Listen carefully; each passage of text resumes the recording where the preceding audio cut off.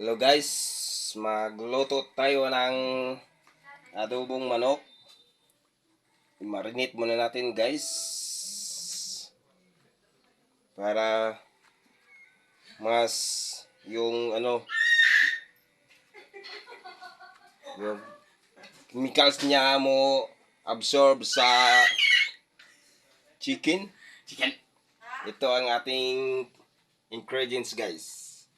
Mamasitas oyster sauce and silver swan dato puti, black pepper at saka silver swan at saka magic sarap. Yan guys, nilagyan natin ng patata. Masarap ang loto. Kaya guys, maghintay muna tayo ng ilang minuto bago natin iluto itong narinit natin guys.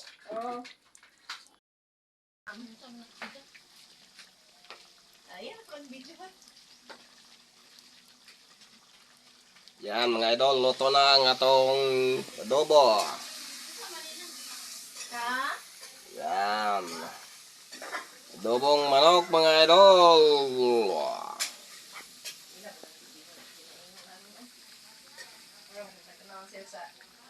Mukbang ni mga idol.